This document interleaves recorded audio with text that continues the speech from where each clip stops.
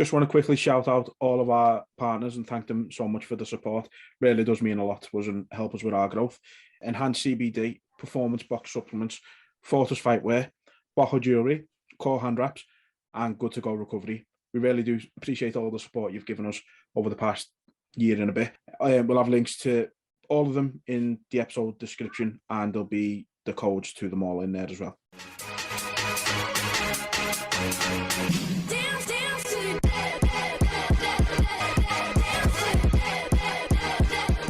Hello and welcome back to Super Necessary. It's been a bit of a while since we last come back with an episode, but we're really happy to be back and delighted to say that joining us today two of the most prominent names in UK MMA at the moment, Ian M16 Butlin and Jamie the Haymaker Hay. You all right, guys? How you doing, boys? Are we all okay? Really, really good, yeah. Yeah, thanks very much for joining us. Yeah, all good from this side, except for water loading this week for a weight cut. So that's yeah. If Jamie's a bit little grumpy and narky, we'll just have to keep smiling and laughing. Yeah, we understand. He's purposely made his room dark so you can't see him sat sulking. That's what I've done. That's about He's made himself look a bit more scary with the light in front of him. No, that's just him. That's just him when he's cutting. I'm usually pretty angry anyway. Never mind when it's just a few days out from a fight. So I'm all right. This week's been all right. It's been all right. So no, obviously, like you said, Jamie, you've got your fight in a few days' time. So really appreciate you taking the time off from all of that to join us today. And Ian, I think we actually asked you quite a while ago to come on, and we agreed, and we never got round to arranging it. So glad we finally got round to it today. I hope that wasn't my fault. I'm pretty bad at replying, but no, you know what? I think it was us. To be honest with you, I think it was our fault on this one. I'll let you have the full blame then. We'll take it. It was your fault. We're here now anyway. And you've got both of us together, so that's it. It's an absolute treat for us. So first things first, what we normally start with is just asking our guests how they got started in MMA in general. So, Ian, do you wanna go first with that one? Yeah, I'd competed in judo as a kid when I was about 8 years old. So I kind of got a taste for the martial arts stuff. I'd wanted to actually do karate because Karate Kid had come out back then, and everyone else, all my friends, were doing karate. My mum and dad didn't want us kicking and punching each other, so they had a friend who was a judo coach, so they took us to judo. So that's how I started, and then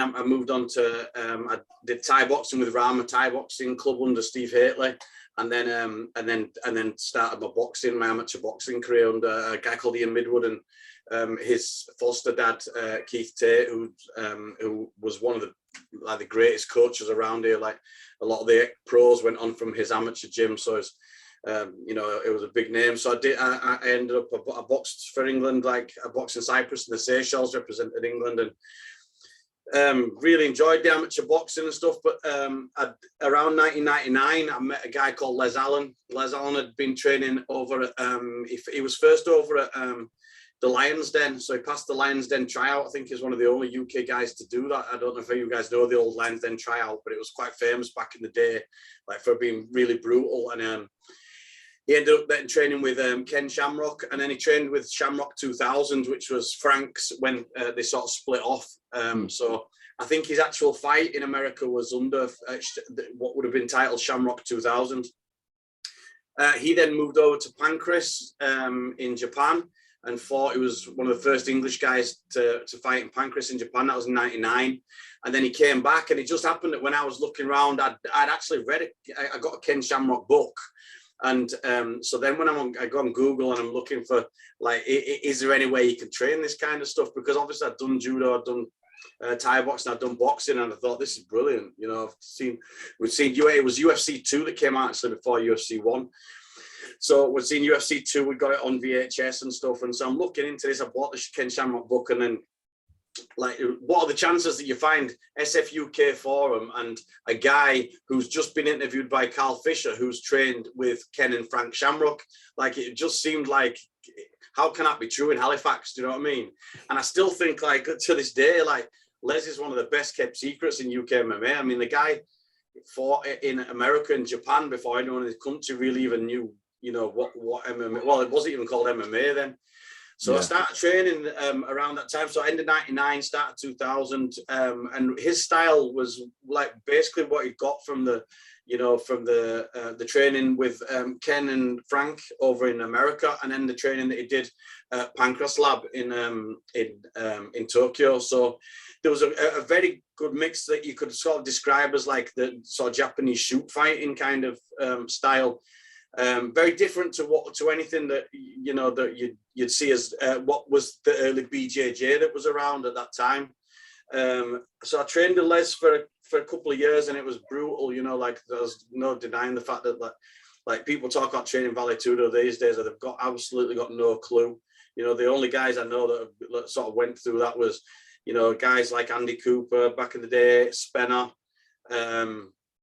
and some of the other big names, Mabsy and that have come out of Les's gym. Like we did like often bare knuckle Vale-Tudo, and if it wasn't bare knuckle, wearing harbingers with the middle bit cut out. So it was like, you know, like it was pretty brutal. I left Les's around 2001, 2002. I competed in a submission league that Carl Tanswell had set up. Les had a thing back then because he'd sort of he went down a real Buddhist path of like, and it was really into like the sort of no competing and things like that.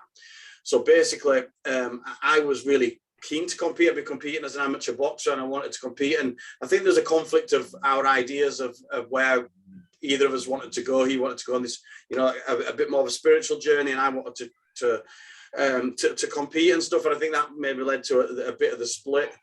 Around that time, so I competed in the submission league. I think it was a start 2003. At the same sort of time, Roberto Talla had got in touch. He was on the SF UK forum, and he was asking for somewhere he could train in the UK.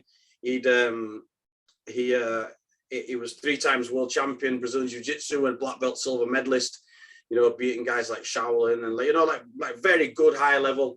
And there wasn't really any black belts back then in the country. I think it was Mauricio Gomez maybe, and I remember Braulio coming over and training with him as a brown belt. So you know, he was Roberto was like one of the first black belts that was brought over, and he came and he moved in with me and Dave here in Huddersfield, and so I got to train like with a black belt, a high level black belt, you know, sort of day in day out while we were building the old Quantum gym. So I mean, and then I think pretty much from there, like, my career and everything's been pretty, you know, like pretty out there. I fought in Cage Warriors 5 times, fought for the Cage Warriors title. I fought for the Cage Race title.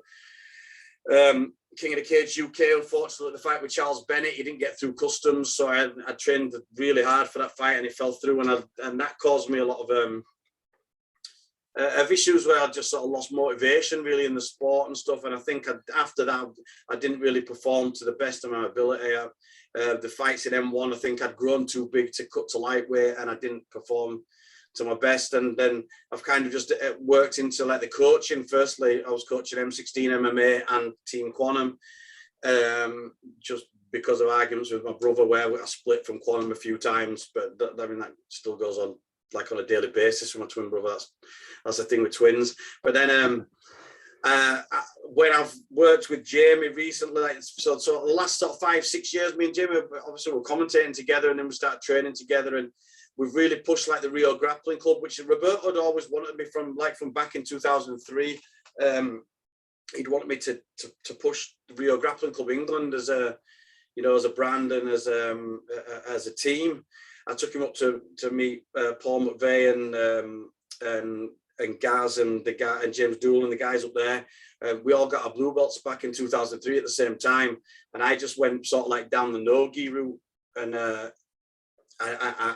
sort of went away from the gi stuff and didn't really focus on real grapplers. It's only recently with Jamie. Jamie's like got a lot more of a gi player than I am, and we work well with each other. Like I like the no-gi, he likes the gi, but we both do bits of both, and we're just trying to help build the brand of Rio Grappling Club, and you know, and still like pushing the MMA side of things as well. So I know that's a long-winded answer, but you know, it's been like 22 years, so it's quite a lot to.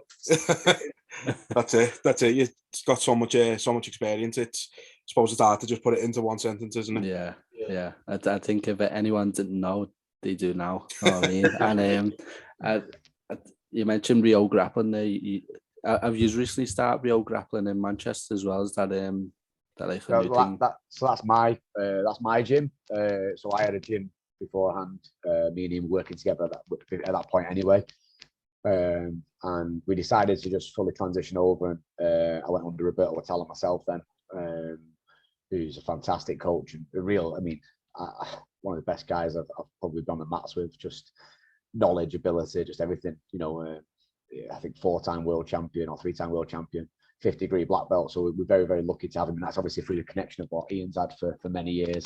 And he's been Ian's longest standing coach. So, we're very, very lucky to have him. But we pretty much, we had Rio Grappling Huddersfield sort of open, as well as transitioning my what was Haymaker BJJ originally into Rio Grappling Manchester. So we decided to sort of not amalgamate it as such, but work together with the England team, with me and Ian, and like I say, just try and build from there. And we've also got Des Parker on board now as well, who just got his black belt off Roberto when he was over. So we've got Des running Rio Grappling up at Burnley. So we've got the 3 teams to work together and just growing as we go, and really just like I said, we're just enjoying training and stuff, innit? As good as a team, we've all got different skills and abilities, so it's working really well. Yeah. And obviously, Jay, I don't think we got your start. I know you mentioned like your message to your commentators and you working together, but what was your start before meeting Ian? So yeah, I mean, for me, slightly different to Ian, the way I got into it. I've done. My dad was quite. We felt very good at sort of karate and and Shotokan back in the day on the full contact stuff. He was really good, and as a kid, I was sort of wanted to go up and do that, and I did start doing it. But I played quite a lot of football as a kid, so it was kind of a choice of the two, and I decided to go down playing sort of more the football route and enjoying that. And then as I got a bit older, started getting a bit more kickboxing, and I ended up going down with my cousin actually and a couple of friends to SBG Manchester. Now Carl had just left. Carl Sandler had just left the UK at this point, so this was like 2009, I think it was. And he'd sort of gone, and Matt Inman had took the reins. So I sort of started just only doing sort of a couple of days a week down there, really, and I just sort of fell in love with the grappling side. Really enjoyed it, and then all of a sudden SBG shut. So the old Manchester gym, which is in Northern Quarter, which Ian will remember, the old red mats in the sort of basement style. They sort of shut down. It was kind of like I really sort of fell in love with it, and I'd actually took a fight on Icon, which Ian ended up commentating on. So that was a sort of like a start of my real sort of amateur career. It was what they called, it was the real amateurs back then, and then you had like sort of semi-pro and then the pro level as well. So I had a couple of fights early on, sort of 2010, and then I just sort of stopped. There was no real, gyms around my area. I think Ian will, I say this as well, there wasn't really many about. Even going back to 2010, there wasn't loads of gyms about like there is now. There was you had sort of, it was a bit more travel to somewhere to get in somewhere, and that was to find an okay gym. You had to then look at what the better gyms was. So I ended up going down a different route, which was into working with FCC, and I started actually matchmaking for them, working with Adam. Managed to blag my way into his first show basically for free by trying to do some work for him that I never did. He still never forgives me for that, but I don't give a shit. So thanks Adam for the push on that one. So I decided to go down that route of sort of working with Adam, and we built a really good brand. And I think, if anyone that knows the amateur scene knows the impact that sort of I probably had early on with myself and Adam working, trying to unify things and get things more in place and get fighter interviews and things like that, and things like this would never have happened 10 years ago, and with any amateur fighter. So we've decided to look at the amateurs and treat them as pros, and see where it went, and it went really well. And then from that, I ended up working with a company called Shinobi, which is still to this day the best brand that I've worked with. Big shout to Paul Reed and Ian Bunsberger as well. And that's where me and Ian, we'd started working on ice together, haven't we? I think at this point, Ian. And we decided to sort of get together on Shinobi as well, and that sort of started taking off. And as that was taking off, I'd started training a little bit more and getting back in and doing a few things, and I ended up going down to Blackledge MMA and staying down there for a good few years. And at this point, Ian was pretty much in my corner for every fight early on, always there. It was good because Tom, although he was at Blackledge MMA, Tom's been a good friend of mine. So he was back on the old Ultimate Combat, like I said, 2002, 2003. So I'd known Tom from a long time before, so he was very comfortable with having us in the corner, me and Jamie working together. And I know how good Tom is as a coach. So it was good. It worked well, didn't it? Early on. And, it worked really well, and like I say, it gave me a real foundation. It let me really push the grappling, which I love so much, and it allowed me to go down that route and sort of really start to look at fighting. And then again, I relaunched my amateur career at that point, and started doing pretty well with it. And again, enjoying myself. Just traveling about, commentating. You got right into everywhere. The BJJ as well. You were doing a lot of the gi as well. That's where your gi stuff started, wasn't it? Yeah, so at this point, like I say early on, because I was still doing the no-gi completely at that point. Yeah, 2016, I think 17, something like that. I started in the gi. I got my blue belt pretty quick because, in fairness, I kind of took to the gi pretty well, and I was already a pretty competent no-gi grappler. So I started pushing that side, and then a purple belt come under Roberto, like we were saying before. So and now a brown under him as well. So it was kind of like. My path, I always thought was going to go down that gi route fully, but then I fall in love with MMA, every now and then, and really want to give it a push like I'm doing now. And I think one of the things I think you really took to, because when we had Primal was originally going to be a boxing gym, wasn't it? And I think I came over doing the boxing, and you got a real love for the boxing then, didn't you? Like, I think like Jamie's hands are underrated. Like I think people will be shocked when they see like what you can do under pressure boxing. And I do think for me personally, I saw Jamie like really take to the boxing the way that I teach it, like a duck to water. And I think, although the intention was to focus on building Rio Grappling Club, on the Tuesday that I was going up to Manchester, I was doing boxing for an hour, then I was teaching wrestling for an hour, and then groundwork on the no-gi, while Jamie was on the other days doing the gi stuff. And I think because Jamie's like really enjoyed the boxing, the wrestling, and then it was like, I'm gonna have another MMA fight. Like, yeah, pretty much. And like I say, I really sort of fell back in love with it. I would say if it wasn't for the COVID sort of patch, I'd have probably been well more active anyway, because I was so into it, and we were still training behind closed doors anyway that whole time. We just wasn't able to. We'll have to say that now, yeah. Yeah, exactly. Fuck Boris. Yeah, they're having all parties, so why not? That's exactly right. Our parties were twatting each other in a gym, so there's no brass or fucking cocaine involved in our gym. So you know what I mean? I don't know. There's a Christmas party that's got some. Actually, yeah. It was sweaty though. No brass. But no, so it was like I say, I kind of fell back in love with it probably 2017. Again, it was from working with Ian. We spend a lot of time together. We go on the road together. We are pretty much the Ant Deck of MMA, I think.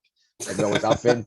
But he and the way Ian teaches really sort of coincides with the way I teach. And I look at him as a mentor to me as well as a coach, and it's kind of worked in that way where the respect level is always there with us. And do you know what, the one person that's always known my ability and always shouting, and this is from back early on when we first started, was Ian. And Ian was always saying, like, people would underrate me because they thought, oh, he's just a commentator wanting to give it a go. And Ian's like, no, this guy can fight.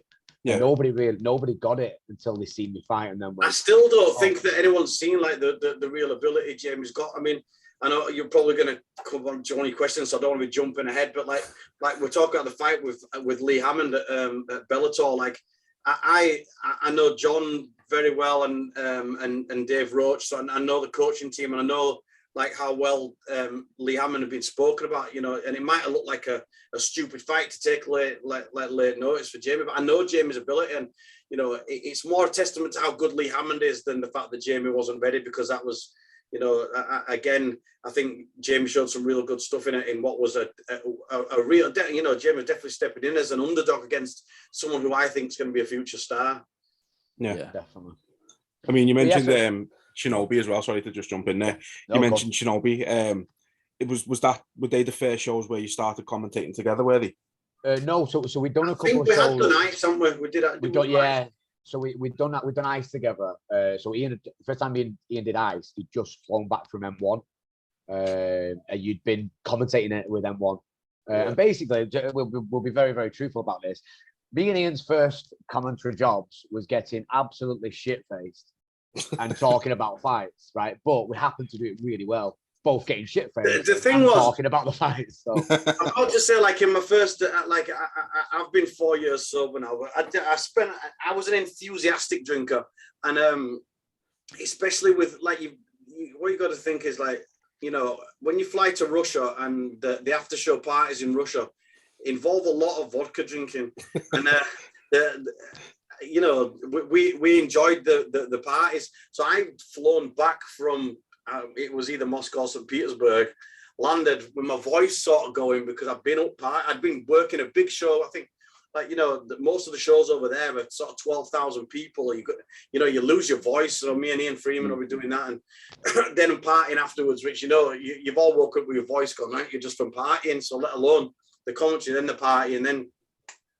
get back and I'm working with Jamie. I don't know if that was there was one of the ice shows where my voice had nearly completely gone because I'd literally flown back and just get on. And it's like, I think the one thing you need as a commentator is a voice, and mine was still in Russia.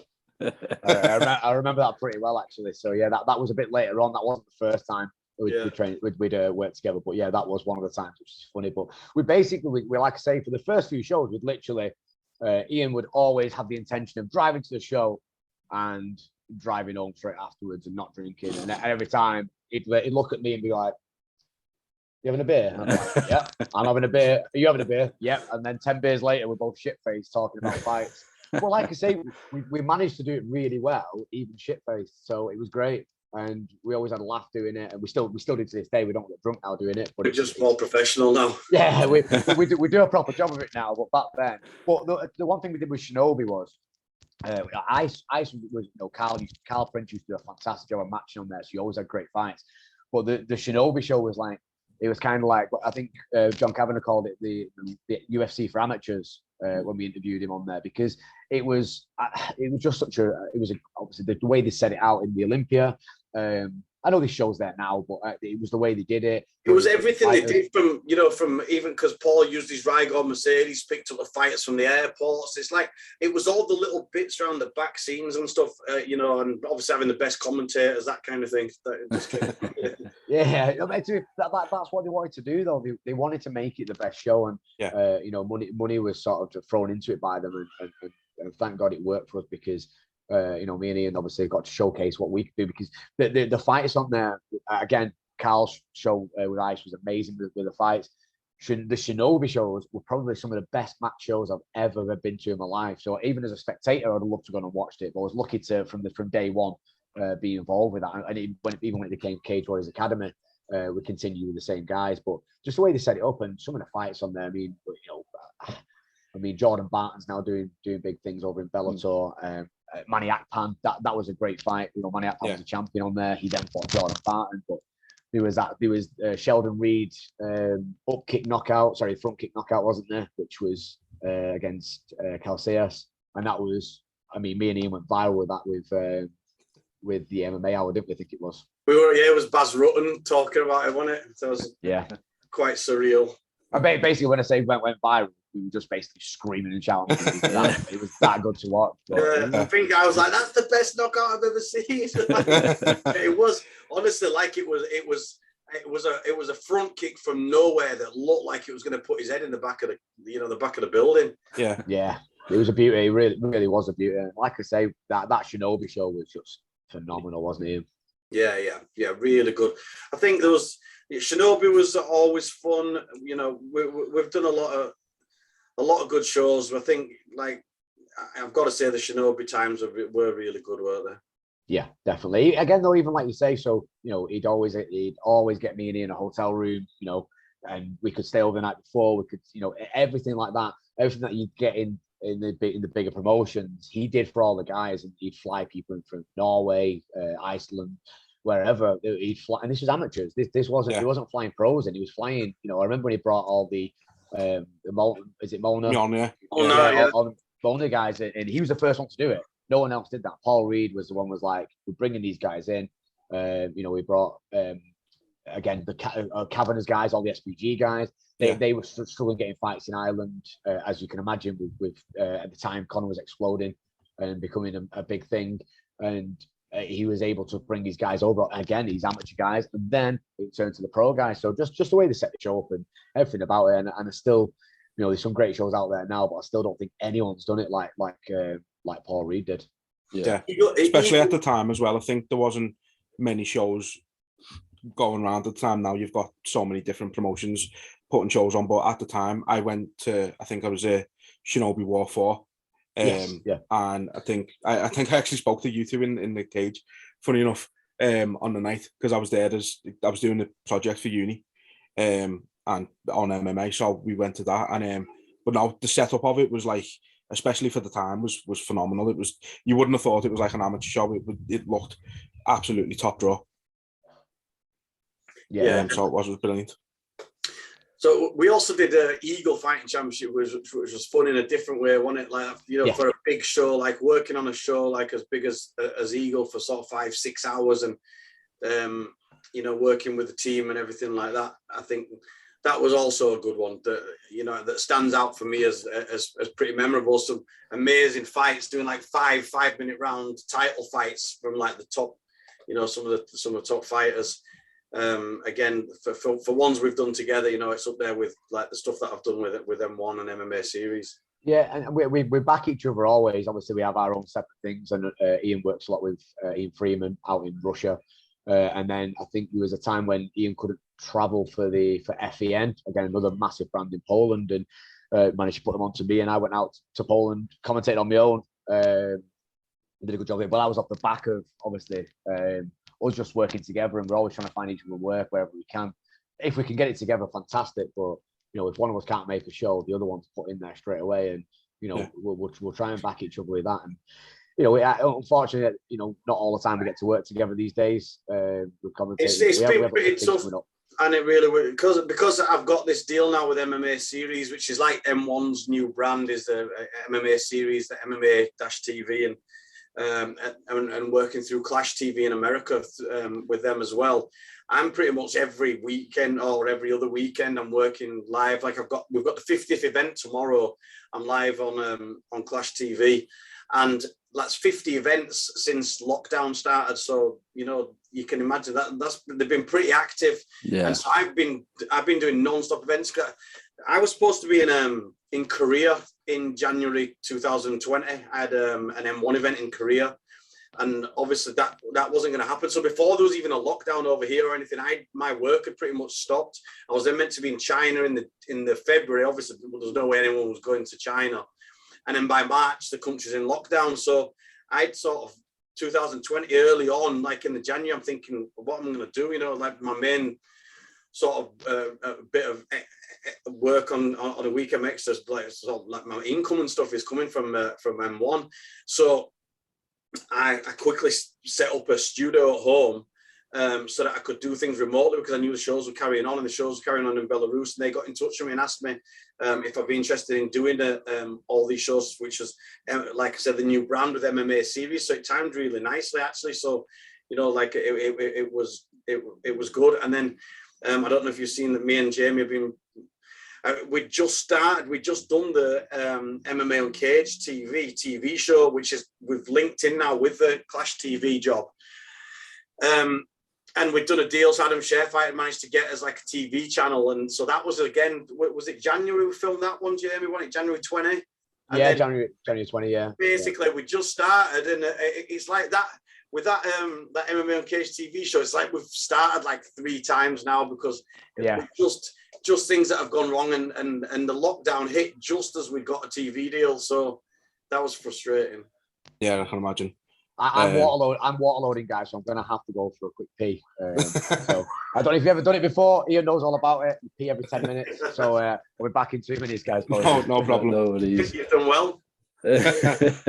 Yeah, honestly, like going back to like getting piss while commentating. I feel like we need to get Brad Wharton in here. We spoke to him and he mentioned like his first time around, he got pissed and can't really remember any of it. So yeah, that's just when. But if you've got any questions about Jamie while he's not here, quick, do you have any, Quinn? No. No. We'll let them from the horse's mouth, I think. Yeah. So, yeah, while we wait for Jamie to come back then, so obviously yourself, Ian, we mentioned you've got a ton of experience in the fight game in general. You know, you've mentioned you've got the MMA Uncaged there, you've been a cut man, you commentate, you've been a judge, you've been a coach, and obviously a fighter as well. Was that always your goal to just go into as many different aspects of MMA as possible, or was it just... No, I mean, I set up MMA consultancy in 2004, 2005, so the idea with MMA consultancy, it was my financial advisor's idea, and we were sort of in a position where on the early shows we were supplying the judges, referees, anything to ring girls, commentary team and things like that. So I was working alongside guys like Neil Hall and stuff, because we had a team that we were training together from very early on. What we ended up calling the Northern Cartel. So it was Neil Hall's gym, which was one of the first I trained at. In fact, it was the first place I trained after I left Les Allen's. I went to Fighting Chance because it's only close to me where I used to be. So setting up MMA consultancy, what happened was then people would be getting in touch for shows and they'd be asking, have you got anyone who could work as a referee, as a judge, as a commentator and stuff. And I did my first commentary job actually for Grant Waterman, who was a referee on Cage Rage and stuff. He did a show down south, and I did the commentary there in 2004 with Howell Teague, who's now doing like flow grappling. He focuses more on the grappling and Brazilian Jiu-Jitsu. You see him on the high level grappling events. So to answer your question, my goal wasn't particularly to work in all those things, but I wanted to keep MMA consultancy going. And if I didn't have someone to fill the role of, say, a judge or whatever, and I was free, I would do it. So that's why I ended up doing stuff. And then Mark Goddard then did the referee and judges course. And because I was already supplying referees and judges, I made sure that I put on a course up here in Huddersfield, one of the first courses that he'd done. I'd attended the first one that he did down in Birmingham. And then I got him up here in Huddersfield. So I made sure that all the judges and referees and officials I used had all done Mark's course early on and kept up with the knowledge and ability and stuff. So, and then, like I said, worked alongside Neil Hall. Neil then went on doing like the MMA officials, and I was focusing more on the commentary and the media sort of side of stuff. But it was more just a case of, you know, I've got MMA consultancy, which I get like as a company, but it was just me kind of just bringing my mates and filling in jobs. It wasn't, I didn't intend it on being like a huge business or anything early on, although like I've done well with it, you know, with M1 and all the other stuff that me and Jamie or me and Ian Freeman have done together. The actual goal with it was just a hobby, really. Yeah, it was still a load of experience in it. So yeah. Well, welcome back, Jamie. Ian gave us some insights. He said that you have a superstition at every fight camp, you don't wash your feet, and then after fight camp you clean them for some reason. Well, why is that? That's correct. Yeah, it's just so I can stick it in people's faces.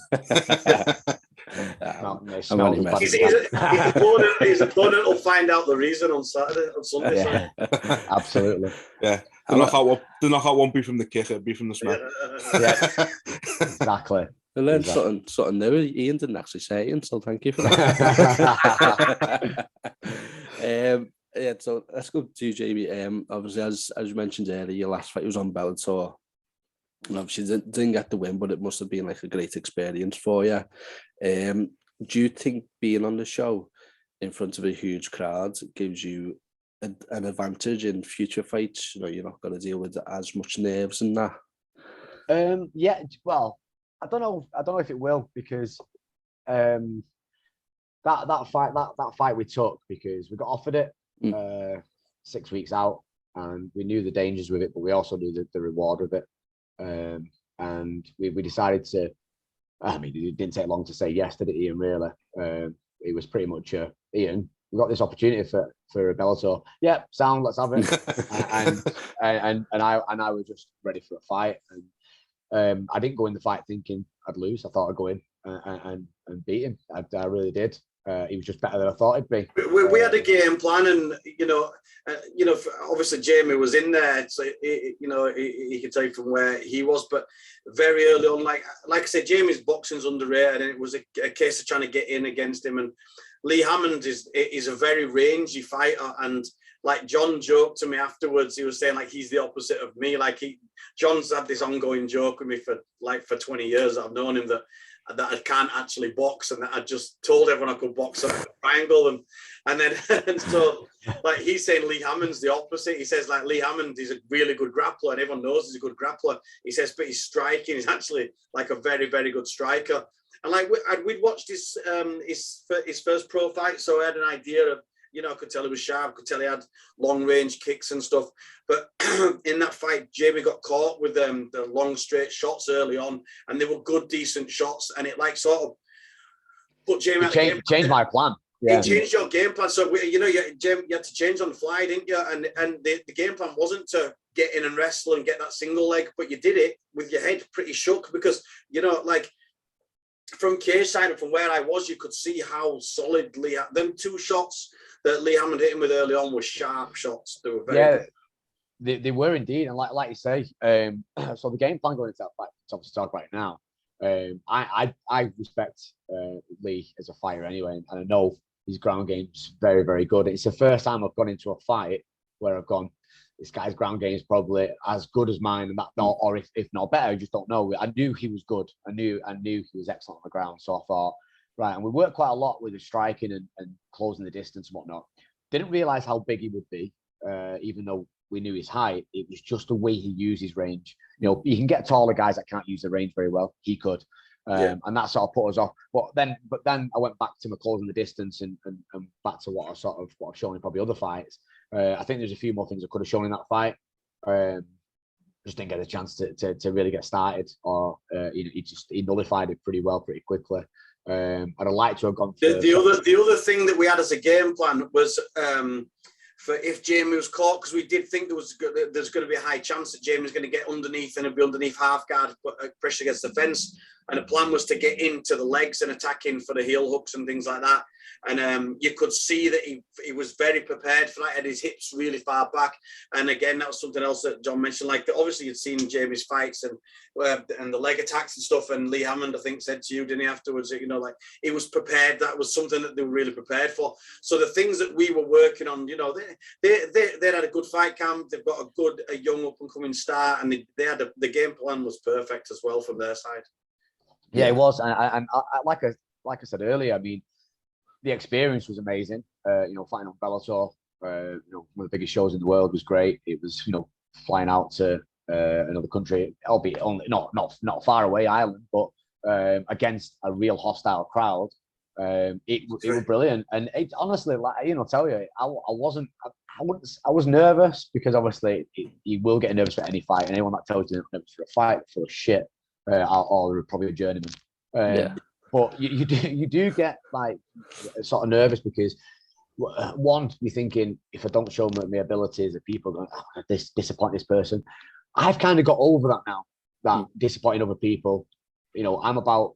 I want to make myself and my team proud, and my family, and that's about it. I'm not really asked about this disappointing.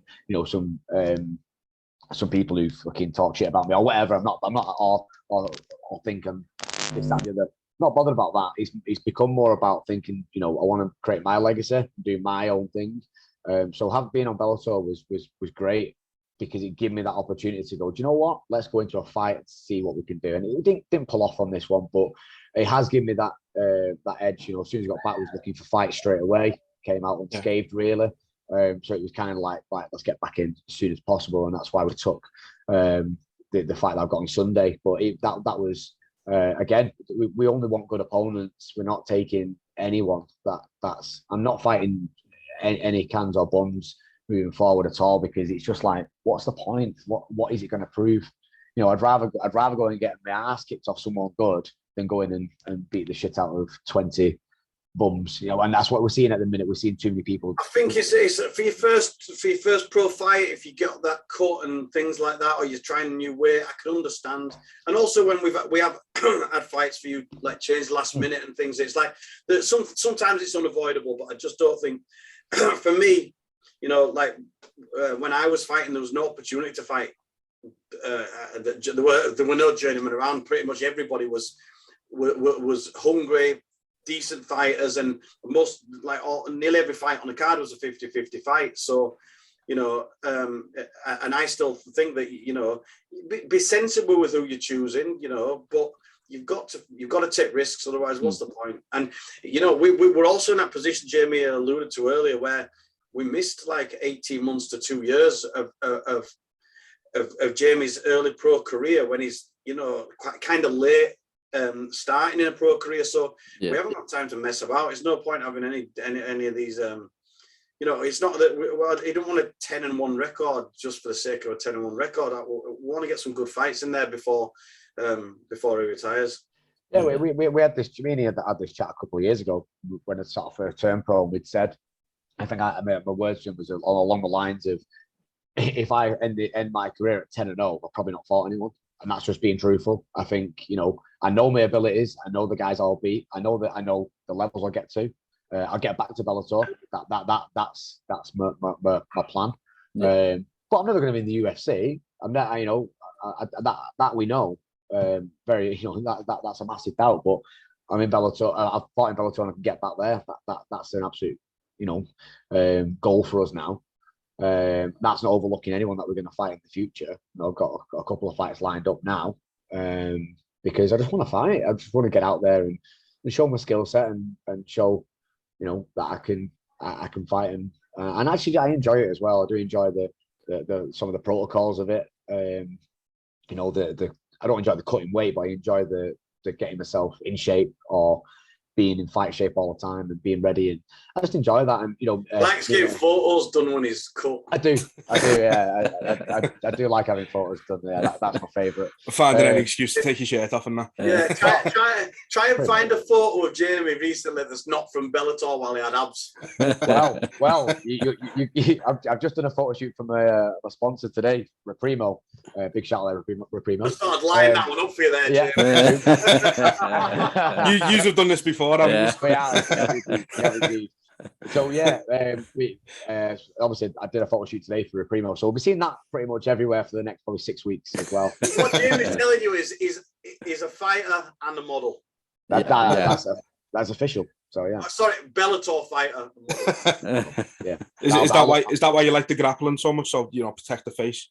Hey, well, that's it. Yeah, I mean, these looks count. Now, do you know what? Actually, oddly enough, I don't mind being punched in the face, and that's one thing that I worked out with boxing with Ian. You get punched in the face a lot, and he makes you learn how to move your head a bit a lot better. And you'll see. I'm not joking about that. It does. You know, him and Andy Butlin are two of the best strikers for MMA that you'll come across. Andy obviously had a glittering pro career in boxing anyway, but you work with these guys and you kind of see the level difference and what you need to work on. You know, I had zero head movement. One of our other fighters, Sam Kelly, had zero head movement at all. In fact, he had minus head movement. Yeah.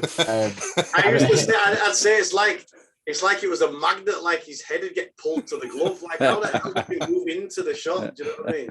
But now, you know, you look at he's been working with me from day one, but working with Ian on the striking side for the past 3 years now. And the difference in his ability is just striking. I mean, he's a very heavy-handed fighter for a bantamweight anyway. Like, you know, he's heavy-handed, but when he's heavy-handed and elusive, like once he could start to move his head and it set up more shots, you realise how dangerous he's going to be as well. Yeah. And that's all testament to sort of the work these guys put in with us and what we've sort of picked up. And like, obviously, I teach striking as well, and I teach a lot of stuff that I learn off Ian and Andy. So, and I think that's how it should be. If you pick up the stuff that you're working with, I don't watch YouTube like some coaches do and just go, well, I can do that, I can show this, I can pad like this. It's like, that's a load of shit. Can you do it yourself? No, don't show it then. That's pretty much my philosophy. Yeah. So like, do you believe that like head movements that creates them odd angles to come from as well? No way. Like you get some fighters that can throw at odd angles. Do you think head movements? Yeah, I think as much as anything, I mean, the key thing with striking is I taught from very early on, and I mean, like I'll talk about John. I went over taught a striking seminar over at John's gym when he had the old gym over there. And at the time, I went up Scotland and I taught a very similar seminar to quite a lot of different teams. And I was teaching really about switching angles and moving angles and keeping your body weight forward and actually working so that your hips are facing the person that you're fighting against. You know, if me and Jamie are face on with each other and our hips are facing each other, we're in a position where it's 50-50, we can both strike at each other. The fastest, strongest is probably going to win. If I take a side step to the side with my hips still facing him, his hips are facing forward still, mine are facing him, I can now strike him, he can't strike me.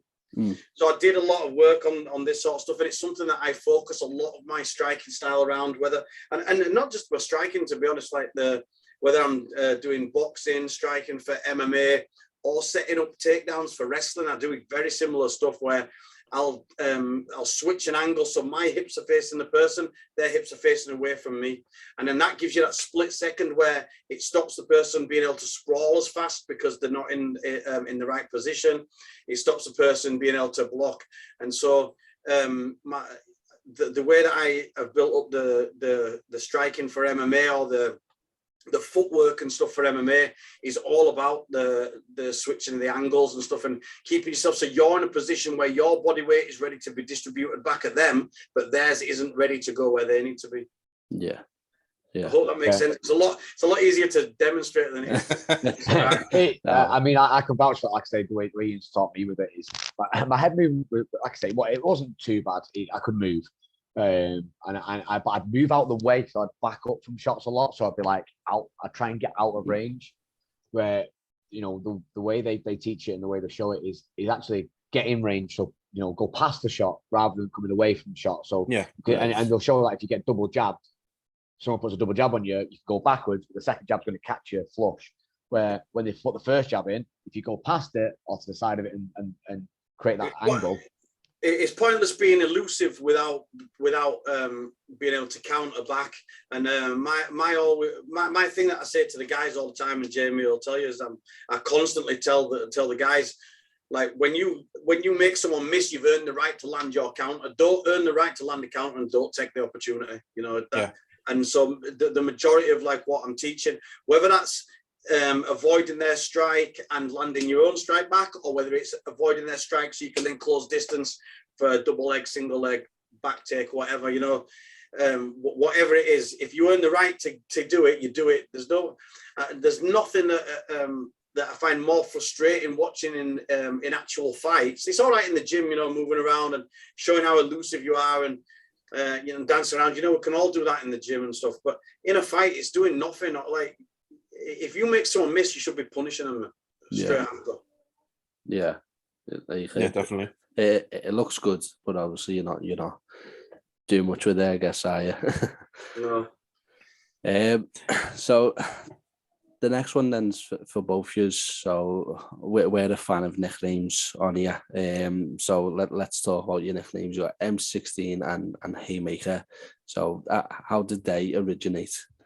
So mine was basically because we had the Northern Cartel, which was a group of gyms where the reason we formed the Northern Cartel between the Coliseum, Spenner's gym, which became Full in Kazan, our gym, and Neil Hall's Fighting Chance, was because there was so little people training. We were all quite close to each other, and we were all training together all the time anyway, so we didn't get matched up for fights. So at the time, it was easier for us to be one team, and then we get matched against the Southerners or the fighters coming over from abroad when we're fighting on Ultimate Combat and stuff like that. So that was the reason for everyone getting together.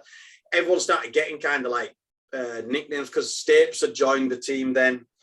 He was in the Marines still, and he was manning the 50 cal gun, so he got the nickname 50 cal. Mine and Dave's came more from the difference because we're identical twins, but we fight very differently. And Dave had big bombs, like he just throw like one-shot knockouts, which you see in his MMA fights. So he got B-52, which is a bomber, whereas my striking style is much more high volume, you know, like making you feel like you're surrounded, like constantly moving angles and throwing shots. So it was Aaron Chatfield that came up with the M16 and the B-52, and then obviously Matt Thorpe again, he got 12 gauge just because like he could hit you from so far away, and you know, like with you see the reach of Matt Thorpe. Like even when I was a decent level boxer, he was always hard work just because he was like so long and athletic and good, you know. Yeah, it's just well names. When like there's Definitely a thing like that with names, you know what I mean? Like you get so much like, oh, like it just sounds good. You know, someone called me it once and it sounds good. But yeah, like when's that? That's what mine is. Oh, fuck this one.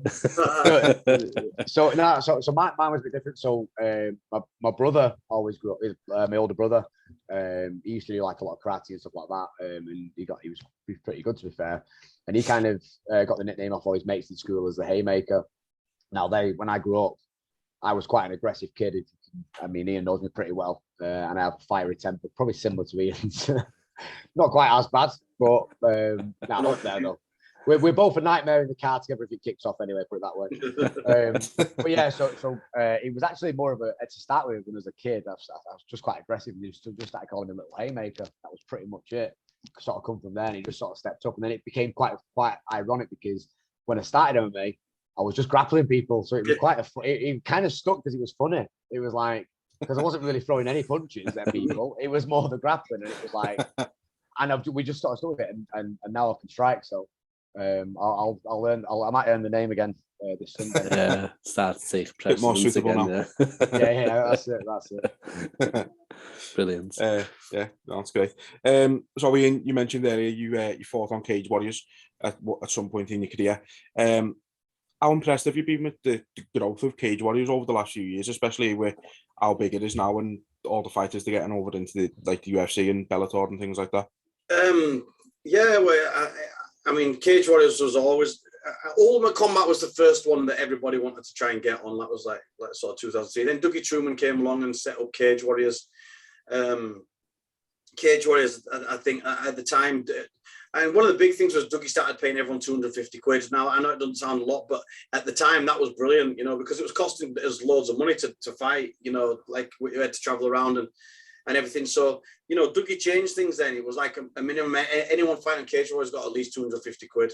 And that was like a big thing. I made my debut on Cage Warriors in July of 2003. I fought Chris Freeborn, who was a decent fighter. I beat Brad Pickett and stuff. It was good, and I got a good win against him by submission early on. Then I worked through. I trained with Paul McVeigh and the guys up there, and unfortunately we got matched together. And I wish that hadn't happened, to be honest. But we didn't end up fighting anyway. And I ended up fighting Emmanuel Fernandez for the title. Emmanuel Fernandez at the time was brilliant. And again, that just shows you, again, 2004, Dougie Truman was bringing guys over from France, where at the time MMA was illegal. You know, there was some good guys there. He was bringing some foreign fighters over. I worked through still then till we did that Cage Warriors World Tournament that I fought in. I got a knockout in the first round, and then I got caught by Jarko Latamaki, who was a really good European fighter. I got caught by him with a rear naked choke. So I got the knockout the knee, and then about an hour later, I fought him and got caught. And that was won by the Japanese guy, Kanamata, who came over. And again, like, you know, you look at that and you think, wow, that was brilliant. And I was involved in a lot of the early Cage Warriors shows. There's not many that I didn't have some sort of involvement in working. And then Andy Lillis took over. Andy Lillis, Dean Griffiths. I mean, I still talk to Andy once or twice a week. He rings me, you know, like, obviously he got locked up, so it's not, he's not involved in MMA anymore, but he still like keeps in touch and asking on how things are going on. And we got very close. He managed me through my career, helped get me to M1. And he's the one he got all the guys onto the TUF and all the early stuff like that. And that was all down to Andy Lillis, the impact that himself and working with Ian Dean that they had together. I think sometimes that goes a little bit unnoticed, like guys like Ross Pearson, all those. The only reason that the Cage Warriors sort of broke apart then was because of I don't want to go into too much of a story, but it was all down to Tony McDonough came on, Andy Lewis had got locked up, and this was Cage Warriors kind of looked like it was going to fall apart, and Tony McDonough was. I don't want to talk bad of the dead, but he wasn't very honest with the fighters and stuff, and there was problems with us with M1. And if Andy hadn't got locked up and all that hadn't happened, things would have been different, But he'd already got at least a platform for people going forward. And then I remember I had a meeting with the guys who bought out Cage Warriors. They came over and I had a meeting with them at a hotel over in Manchester. And they were talking about Cage Warriors and just asking me about the history and things like that, and also discussing Graham Boylan and things like that. So obviously, like they were looking at buying it for him to then run, and that was bought off Tony McDonough, which is, again, I don't know if you all heard the big bag of money story, but that was like a kind of a famous hashtag big bag of money on the old forums, and that was all down to this deal that went down where. Basically, Tony sold Cage Warriors to the Jordanians, and then he did a deal with the money for Cage Warriors, and Andy Lillis and the people who should have got their share didn't get the money. So I ended up trying to get that money back in this dodgy deal, and ended up on a blackmail charge for 9 months and in Crown Court and stuff. And I luckily got off and everything, but that was where the big bag of money story came about, because Tony did an interview with me at a Cage Contender show when Danny Mitchell fought Gunnar Nelson, and he did an interview saying, "Well, I've got a big bag of money and I don't care anymore." So that was kind of like, that's where that story came from. And luckily, like I said, I managed to prove I was not guilty of the charge that I was charged with. No one ever got any money back out of that, because the guy who stolen the money kind of used it as a block to get the money collected. So I couldn't collect the money back off him, but I did get found not guilty of actually trying to, of blackmail. So anyway, like moving on, then Graham Boylan took over, and I think Graham Boylan's done some great stuff. I also think, again, you can't take too much away from the fact that Conor McGregor had a huge effect on what's gone on. I know that a lot of Cage Warriors fighters have gone on, and I think, we've got to look at Ian Dean is probably the best matchmaker in the world. He is like Rain Man for fighters, like this guy spots the right fighters to go against each other.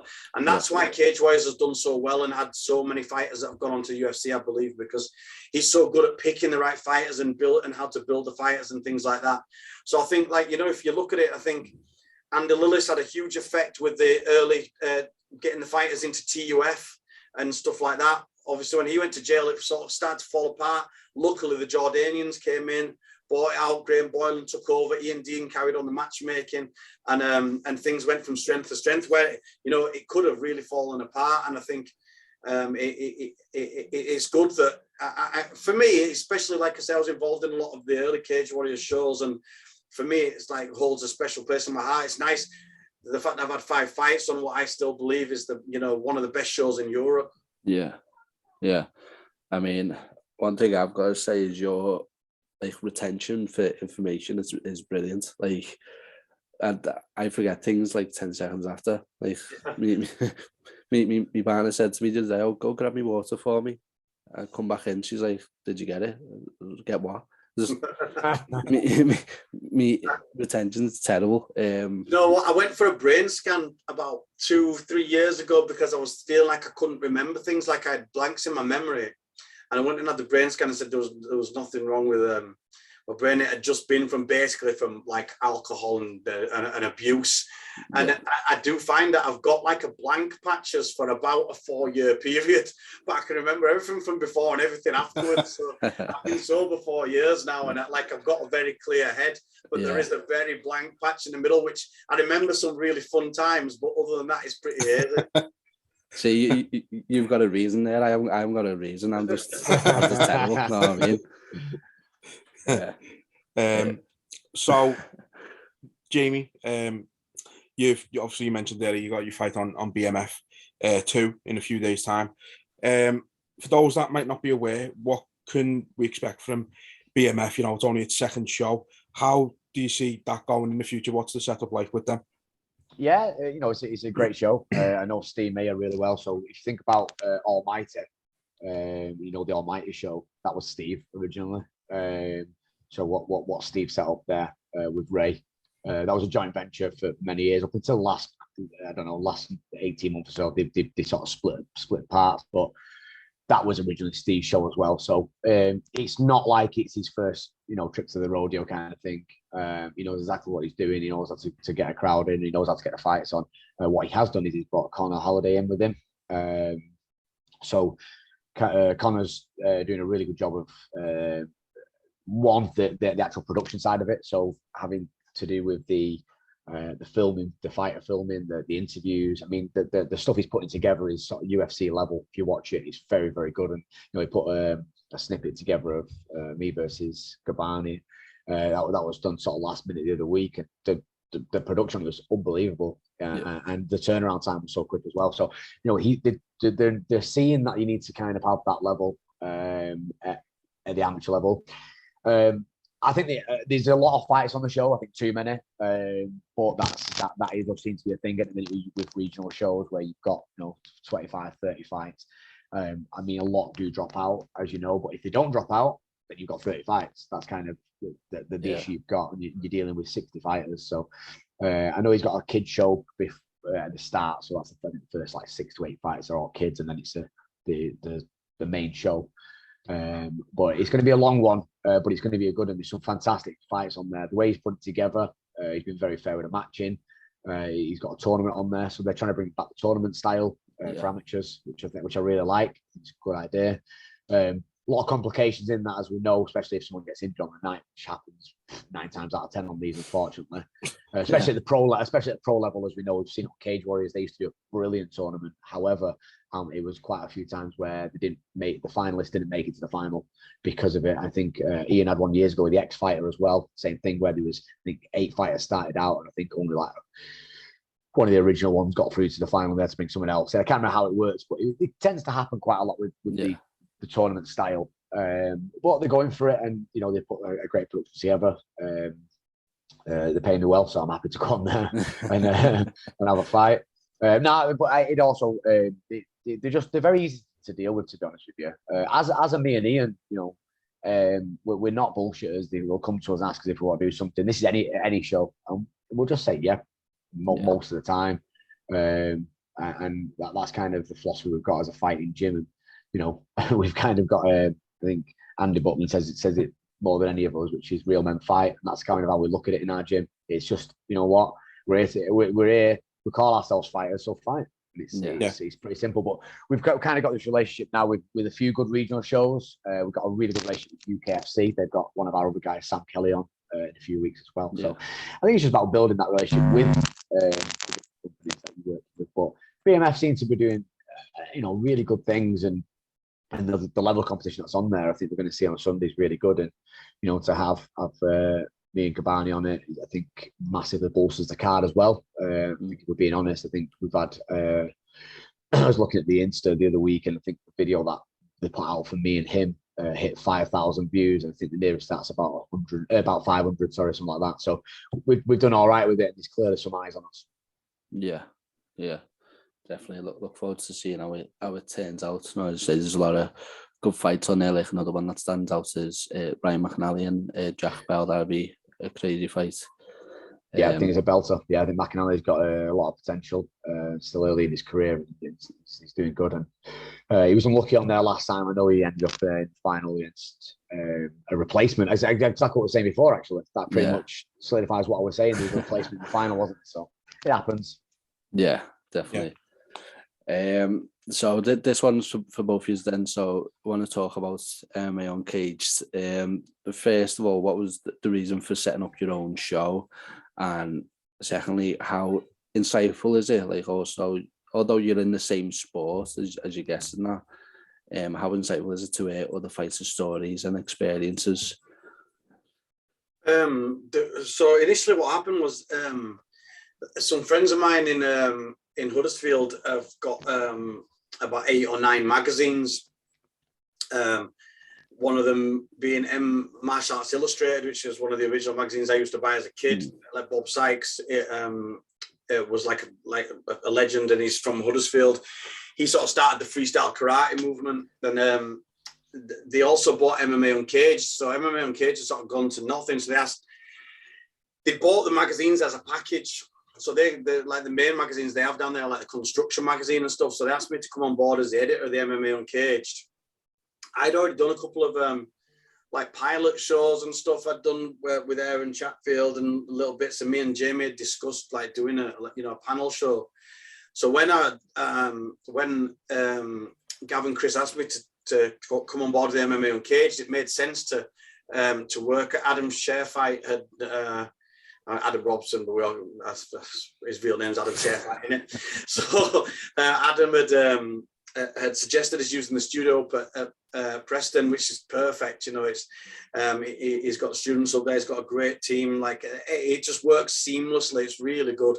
So everything, like I said, fell into place really from the work on the magazine and stuff. We're actually we're trying to sort of put together a digital magazine with MMA Uncaged. So MMA Uncaged TV will be on Clash TV, and then MMA Uncaged digital magazine will be available for free to sort of go along with it. So we're in the process of putting together the first digital magazine. So I think I came on as editor of MMA Uncaged magazine. What would you say, Jamie? About 5 years. It was around the same sort of time we'd started. Like it was pretty much. I'll tell you when it was 2015 when you were brought on as editor, because if you remember when you was doing the interviews for fighter interviews, one of them you interviewed me after a fight.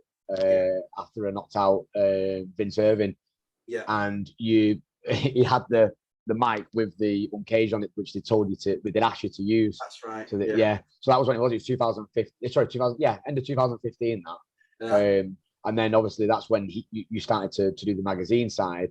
But me and Ian always had this idea of working for the TV side, didn't we? We put it all together. Like I said, lockdown really hit us. Like, it was good for me with regards to starting the relationship with Clash TV and getting on and doing the commentary for Clash TV. But for us doing the show, it just, because the universities was one of the first things that was like totally locked down. You've got like there was no access and everything. So with us using the university as the film studio, it was just impossible. Like Adam tried everything he possibly could to do, could we get in with skeleton staff or whatever? It was just impossible. And then Adam even came down and we did the show in the gym, didn't we? Yeah, we had Molly McCann on. Yeah, Molly McCann, Gav Hughes and Danny Mitchell. Yeah, so we did the show in the gym with them three. And again, we've tried to keep things going while the lockdown was on, but momentum wise, it was just very difficult for us to do everything that we planned. Now, hopefully over the next few months, you'll see the way that Clash TV is working now. We've got kind of like a creators portal, so we can upload our stuff on there. There's other people on there as well as the MMA series and us. I think they've Battle Arena on there as well. Battle Arena on there. They've also got some other sports on there. So since I started, where it was just like the MMA series, it's really grown. And Clash TV app, it's free to download, and it's got some really good stuff on it. So me and Jamie will be doing the MMA Uncaged TV show. we're not going to be. We're still in a position where we can't really stick to a strict schedule of like, right, we're going to do it every single month. But this works well with the portal and being able to just upload as we go, and then we can start pushing advertising out, and then hopefully to get it to a point where we can get a monthly show bi-weekly and work like that. So the digital magazine will be coming, and that'll be alongside the TV show. And on the Uncaged side as well, we still, obviously with the MMA show as well, we're still looking in the future to be definitely pushing that again. It may come under a different sort of branding, but you know, we do have some ideas. We have some things. You know, I do this as a full-time job now. So I fight and coach and train and run a gym now. So that's what I do as a full-time sort of job now, and as does Ian. So we can kind of have the time. I mean, going back again, Ian just mentioned about lockdown being good and bad. It was certainly good and bad for everyone, but for me was it allowed me to train a bit more unofficially.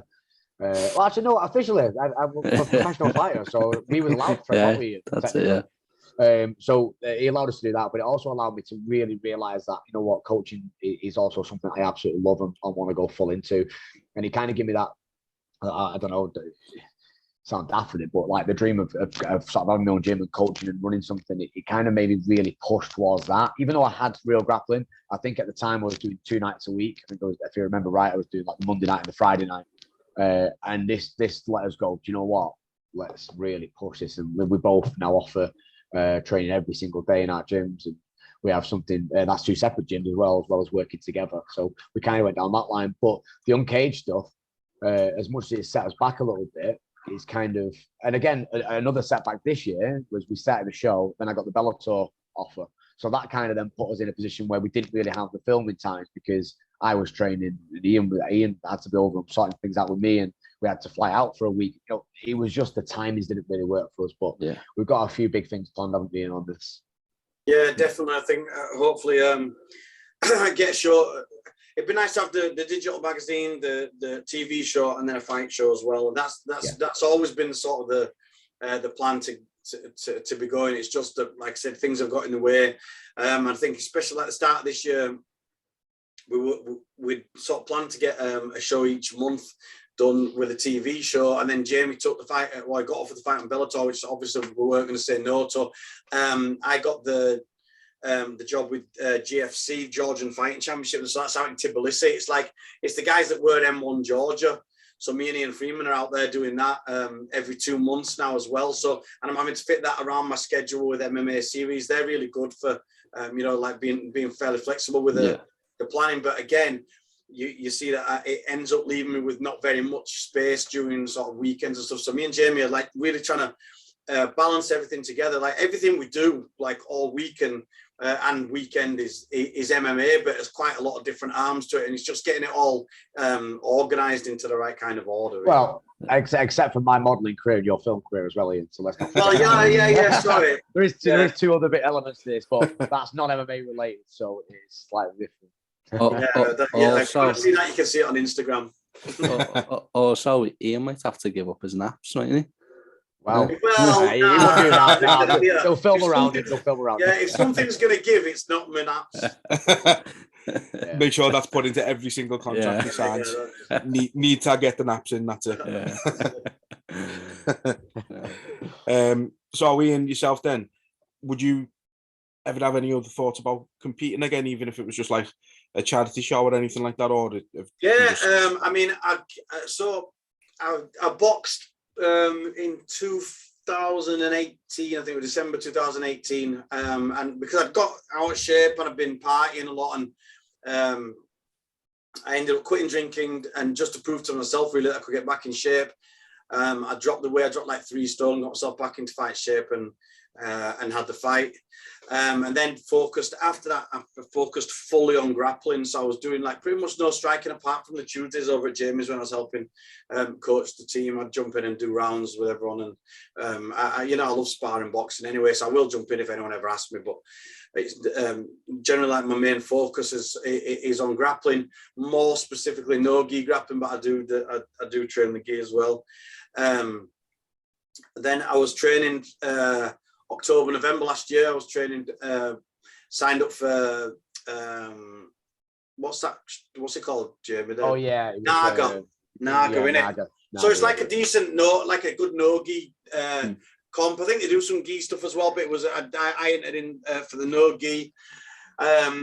So I was training hard for that and dropping my weight down. I think I was going in under 80 kilos, and I'm only like walking around like 84, 85 at the most these days anyway.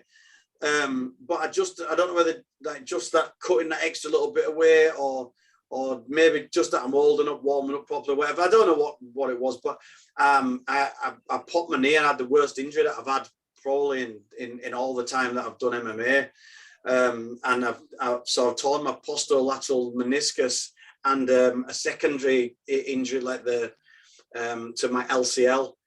So I've had that was in October.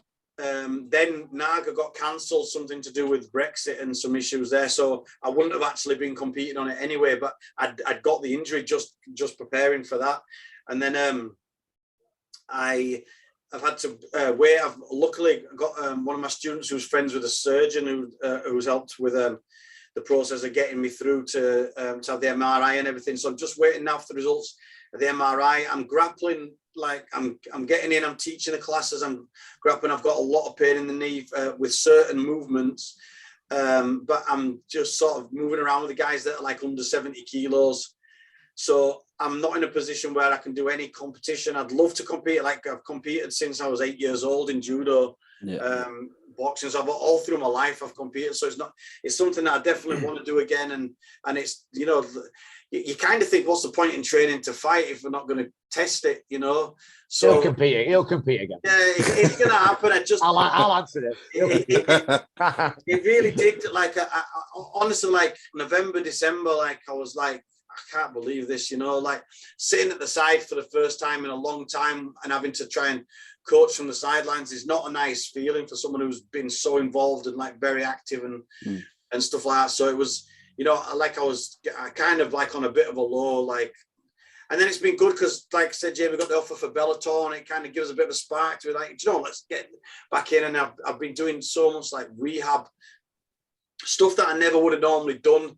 I've took a lot of time to do, and the last consultation I had was like two weeks ago, just before the MRI, and he said that there was some huge improvements to the LCL, which Tomo, I know, like Chris Thompson, like is you know, a great grappler from the UK and who's had real knee problems, and I talked to him a lot about it, and he did say that I think the LCL's got like sort of one of the best blood supplies out of the ligaments to damage. That's, if you get a damage one, it's possibly the best one. Yeah. So and luckily, like I said, they said that that seems to be healing. So I'm just waiting for the results of the MRI. So I can't make any sort of plans until I know what's going on with that. But I've kept my weight right. I'm training. I'm stretching. I'm probably being a lot more sensible with training than I've been ever in my life. You know, I'm not doing anything hammering too much. I'm, you know, like going for walks and stuff like that. So. Yeah. I'm not going to say that I'm not going to compete, but at the moment I just can't make any plans. Yeah. That fire's still there though. Definitely. Good stuff. That's what we like to hear. He'll compete again, as Jamie said. Yeah. So Jamie, I'm just wondering, when will we see you take on Matt Bonner?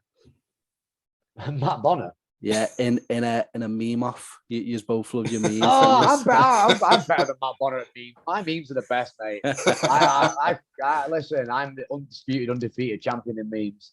I think if you look at what I put together and how quickly I put it together, right? I'm the king in the groups. Ian will tell you, like, I mean, it's got to the point now where people will message me saying, "Put this guy's head on this," right? and then I'll do it, and then the other guy will message back saying, "Put this head on fucking him," and I'm like basically fighting with two people that I've put everything together. I've taken the piss out of them, but yeah. My memes are the best. Come on. If anyone's got beef, come to you to sort it out. Yeah, pretty much. Yeah, pretty much. I can sort out with a meme pretty quickly. We can savage you pretty quick with a meme as well. What's our motto for Quantum, Ian? We'll learn how to fight and. We'll say you learn how to fight and you get a thicker skin. You come to actually, we're like, it's no holds barred on the mats, and that's not just the fighting. Like we're were pretty damn brutal with each other. But I think you need that. You need putting in place. You know, it's not like I don't get it the same. Everybody gets it. Everybody gives it, and there's none of us that have got the egos where we can't take a brutal beating. I think that's how me and Ian became, really good mates as well. Like I say, we were lucky to work together, but we became good friends because we just had the same sort of banter. And it was like, people that don't know Ian, sometimes I think that, especially with Dave, if you meet his brother as well, they're a bit weary of him when they first meet. Ian's a lot easier to talk to, but I don't give a shit. So for me, it's like I met Ian and Dave, and I was just like giving them shit, having a laugh straight away, and it kind of just, you get that instant respect because that's kind of how they grow up and that's how they are. We're all like that. Everyone's pretty savage. All teams the same, aren't they? Yeah, me and Ian aren't safe. We get shit all the time. Like people will, we've got one of our guys, Adam Evans. Everyone's at the top lad, but he gets a lot of shit off us. He's a para. Tough as can be, but we give him some. Well, shit, basically, we might as well get it out there. Like, it's like he's basically like he was the single guy on the team, wasn't he? Like, I'll never settle down. Yeah. And then suddenly he's in love. He's got every single picture's him and a bird, love art. He's gone from being a hard para to being a soft ass. However, he was ready for the savagery and he knew it was coming. And he's like, give it to me, boy. Fully prepared. Yeah. But I mean, go back to the meme stuff. I just enjoy that stuff. I think it's funny. Do you know what? I usually take myself very, like 10 years ago, I took myself very serious and I really worried about what people thought and what people said. And I got to a point where I don't give a fuck. I think it's funny to wind. Put it this way: the memes that Jamie shares are nothing compared with the ones that are in the group. Yeah, we've got to see these other ones. Yeah, you'll have to send them. You'll have to send them on the ones in the group. Like, I'll look at them and I'll be like, But you know what? I was just going to say, sorry, it's funny you mentioned about like having that banter and just giving each other shit and that. And we spoke to Enzo Machinelli a few weeks back, and he was saying exactly the same thing, wasn't he? Like, the stuff that they come out with, like even the young fighters and stuff like that, is absolutely like brutal. And anyone looking in from the outside would think, "What the fuck is going on here?" But it's just all between mates. Like with Enzo Machinelli, like this is like how we've been forever. So my friend Mark Hobson boxed Enzo Machinelli twice as a pro. The first fight was like a 12-round war, and that was for the world title, I think. And they had a real tough fight. And Boxing News have said it was like one of the best fights that I think it was one of the best fights of the year. And then he fought the rematch, and Enzo stopped him, I think, first or second round, and he got some brutal abuse. Like, this has been going on for a long time. So it's like I said, there's absolutely no one can hide from the fact that, if you're in the gym, you're getting shit. You do something daft, you're having it. Do you know what I mean? But we've kind of built our mats off it because, and don't get me wrong, he's worked on, against us sometimes where good lads have turned up who are a bit more of an introvert and they've just not got the banter or thought he's taking a piss at me and kind of left. It's like, it is what it is because I think you've got to have that fun on the mats and laugh. And we've got one of our young kids, Iwo Popovic, and he gets some real shit off us, real stick. But I'll tell you what, it's developed him into one hell of a fighter already. Like, he's only young and he's tough as shit. And all his mates are scared to death of him, and he's giving his mates shit now, like we used to give him, kind of thing. So shit rolls downhill, doesn't it? That's it. I think our atmosphere in the gym, if anyone that's ever come, they see how much fun we have and how much we laugh. And when we turn it serious, it gets serious. But I think you've got to have the fun, and it's not all about being serious about this fight, that fight. It's like, what? When we went to Bellator, it's a prime example. We got there. Ian and Andy came out on the Wednesday night, and we was all there. And I think people were took back by how gobby we was. Like, it was my first time on the show, and none of us give a shit. It was like we'd been there before, wasn't it? It was like we'd been on Bellator before because the way we was sort of not acting, just what it was, like having a laugh, taking the piss, calling each other. I did actually feel like it was a bit like an M1 reunion because there was quite a lot of guys up from the old M1 guys. Fedor was over there. There was Bert Kops and Musasi were there. I've done commentary with Musasi on M1. Bert Kops was the coach of the Dutch team, when we were against them. So, and then obviously when I was doing the commentary later, I spent a lot of time with Bert over the show. So there's quite a lot of like the old M1 guys and stuff. So it was nice just for me as a bit of a reunion with a lot of the guys I've not seen. Fedor, and I know fairly well to say it with the language barrier, because I've been at so many of the shows with him and stuff. So it's nice to see him out there as well with some of the good young fighters. Yeah, I think for me, by the way, on that, just on that note, why you mentioned Mousasi. So one thing that I was taken back by for sure. Obviously, I'm a massive fight fan. If you look at how I got into the sport originally, like I said before, I was a big fan of everything. I watched Ultimate Fighter. I could reel off, and I still can to this day. I can reel off the best fighters. I've got a very good fight IQ with that, and I've got a good understanding of the fighters. Now, Mousasi is one that I've always loved and thought, this guy's amazing. And Ian's exactly the same with him. Just the ability of the guy. He's won championships in Dream, Rising, Bellator. Probably the most successful. If you look across his career, I think he's arguably won the most high-level titles. If you look at the shows that he's won the titles on, he's pretty much done the full lot. And his ability, I think, in stand-up, clinch, ground, and that's in a grappler's clinch or a striker's clinch. In every single range, he doesn't have a weak area.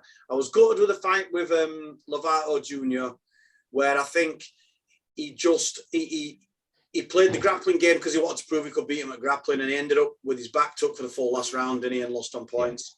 But I think other than that, like when you watch, I think that's the only time I think he's made a strategic mistake. If you watch when he's fighting, I think all the times he's been beaten by slightly better fighters and stuff. But I think generally, because he's so good in all the four ranges, he can adapt and he can go out and fight, and he's definitely one of my favourites to watch because he's constantly trying to finish in every range. Yeah, he's the best middleweight in the world. In my opinion, he beat Adesanya.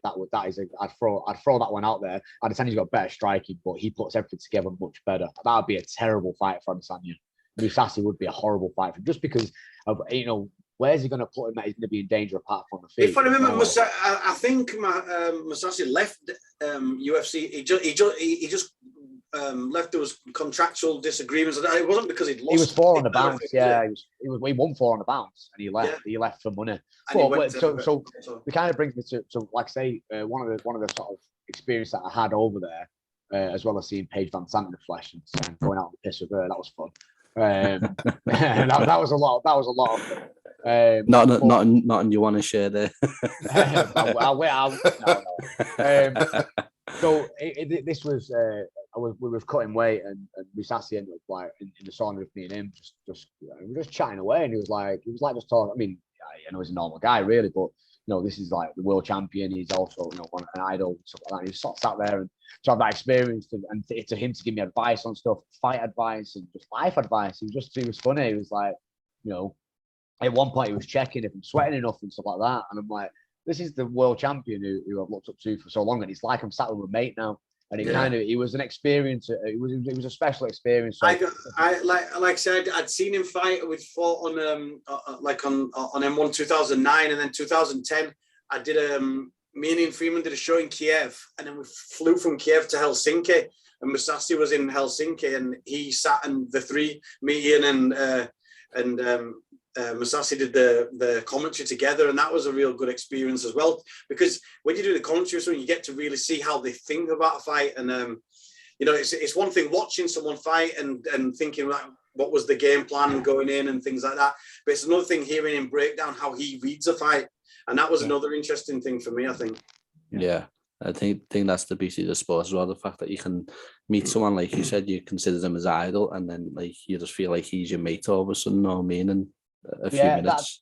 That was literally how it was. I mean, and don't get me wrong, I've met and I've worked with and I've trained with some amazing fighters. I think being me and Ian have been two of the probably most lucky people within the broadcasting side of the UK that I've got to really work with these guys. Jean-Claude Van Damme's got to be a stand-up for me. And I have to say, as things go, in fact, in Kiev, the Russian commentary team was Igor Vovchanchin. So there's a nice picture of me and him, and he was growing up, watching sort of the early Pride and the old tournaments and stuff. He was I was a big fan of Vovchanchin, so it was nice to meet him there. And like I said, to fly from being there and seeing him in Kiev to the next night doing commentary in Masasi, just shows like how big M1 was then. It was like, you know, that there was some good years. Like those first few years with M1, I thought were amazing. You know, like I got some real.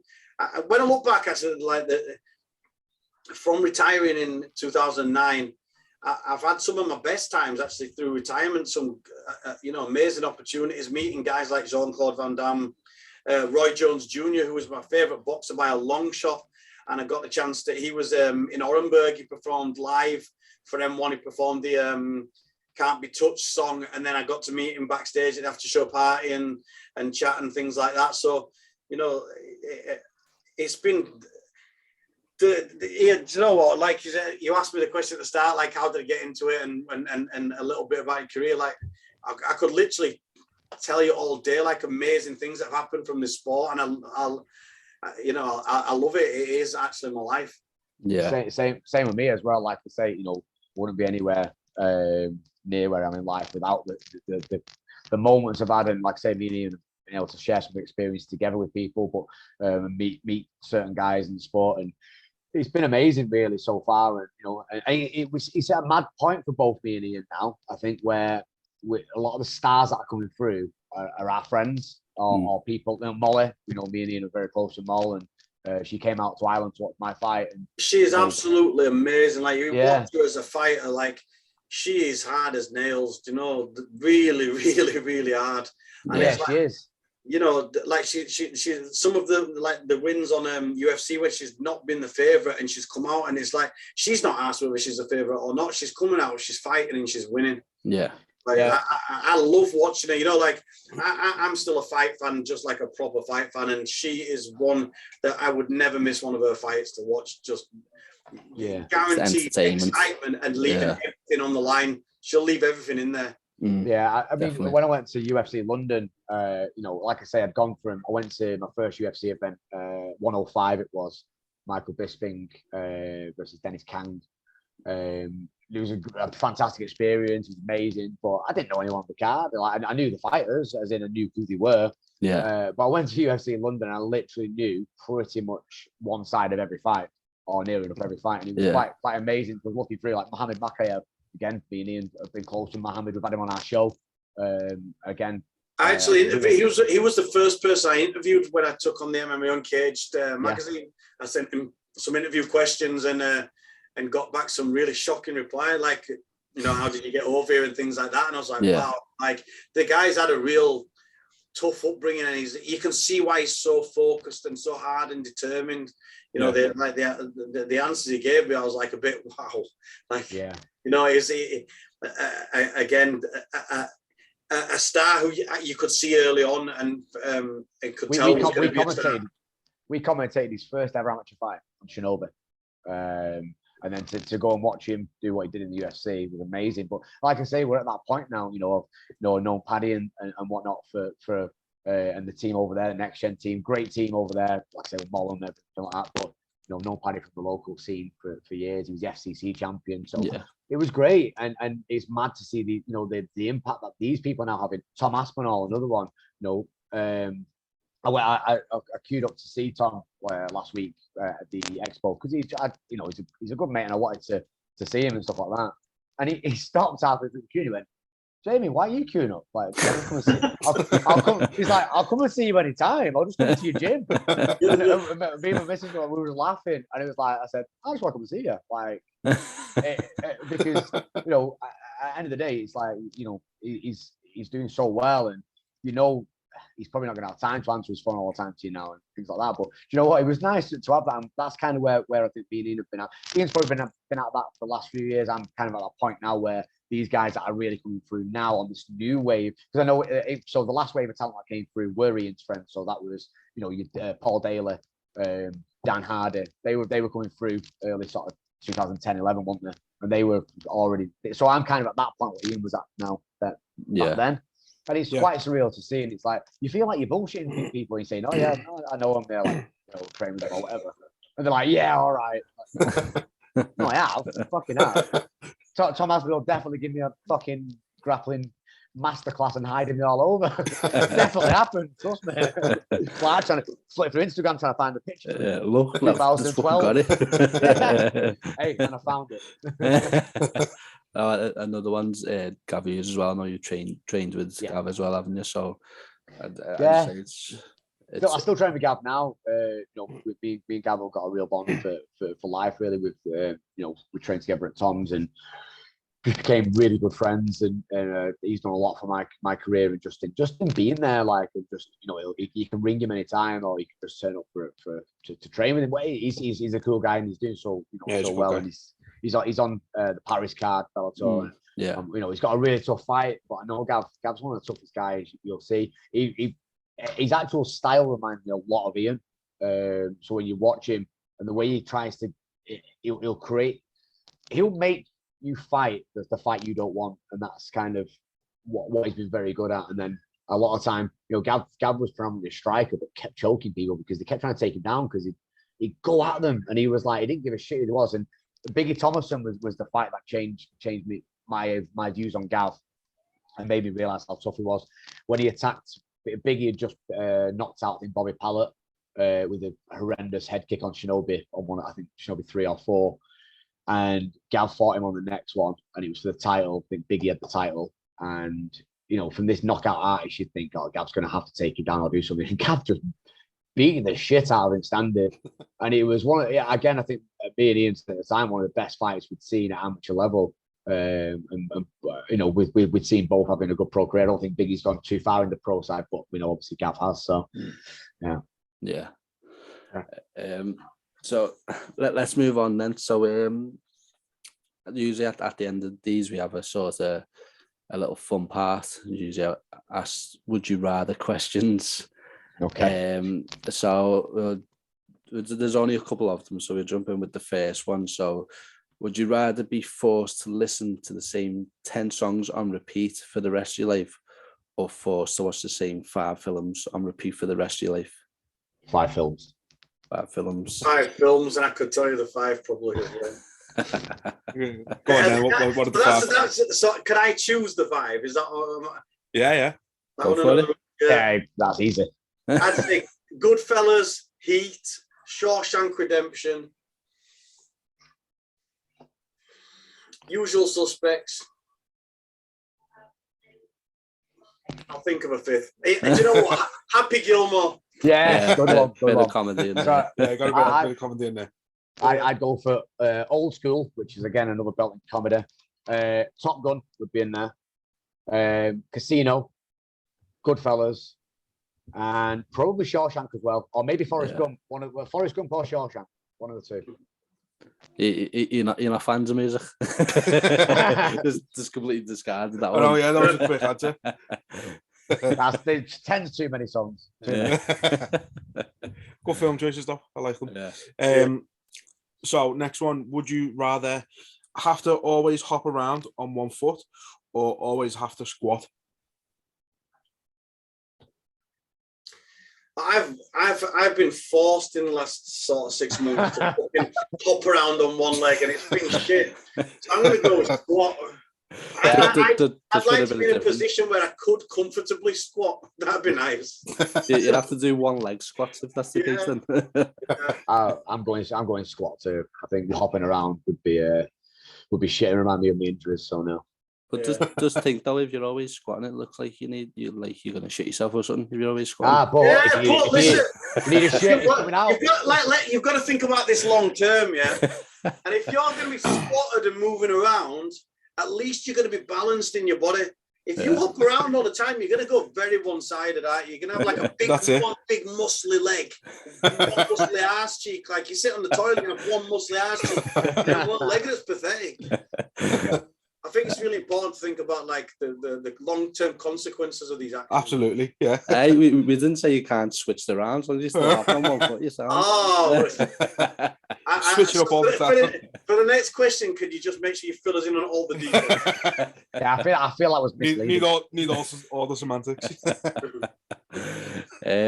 Okay then, so let me just look at the next one just to see if there's anything I need to clarify. So would you rather have a face that everyone laughs at, or a name that everyone laughs at? I think I think everyone already laughs at my face because of the meme. So I'm going to stick with that because I'm happy with that one. As long as people find me funny, who gives a fuck? I think as long as people are laughing, I'm happy. Yeah. You wouldn't want a face that made everyone look angry, would you? No, I suppose not. Yeah, as long as people are laughing, I'm happy. Yeah, I suppose you don't want a face that people want to punch, at least outside the cage anyway. Yeah, well, they can have one back, can't they? Yeah. Yeah. I mean, like obviously you've got your face forever, but the name, like I think that's just as bad, isn't it? Like if you have a crazy name, like like the one that comes to me, I like for the man name is off like Despicable Me. That's Silas Ramsbottom. It's a bad name. Right, so last one we've got of these then is would you rather only ever take hot showers or only ever take cold showers? Oh, hot showers, definitely hot. Yeah, see, I hate the cold. I will do cold showers and cold baths, but I'm not a fan. Like, I do them because I think they're good for your health. I'm at the moment, and I know Jamie will know that I'm just trying to edge in the fact that I'm a movie star. But in the film I'm doing, I'm going to end up like in cold water. So I'm having cold baths at the moment to prepare for having to go. Like the Yorkshire cold is colder than normal cold. Yeah, it is. I can tell you that now. Yeah. Definitely. So I'm really disliking it. If I could have warm, hot showers, like red hot showers for the rest of my life, I'd be a lot happier. But before you said you got to think of the long-term effects and health benefits. Doesn't cold water have more health benefits? Yeah, it definitely has more health benefits, but I'll be a grumpy bastard. Yeah, I'm healthy, but I can't. And that'll be bad for everyone else's health. Yeah, there'd be no one around me laughing, I'll tell you that. Even with the face. Yeah, even with this face. Before we wrap up, I'm going to have to go for a wee again because I'm going to piss my pants. So 2 minutes. So one more question I've just thought of, with yourself being a big movie star now, Ian. When you eventually do win that Oscar, who are you going to slap on stage? Well, put it this way, right? Let's talk about that slap. Yeah. If it was a slap. Well, this is what I'm going to say now. As someone who for a job breaks down fights and watches fights, like what you got to look at here is we've got a guy who played Muhammad Ali, trained boxing for quite a long time and did a good job in that Ali film. You know, like I think as someone who watches boxing movies, you know, he did a decent job.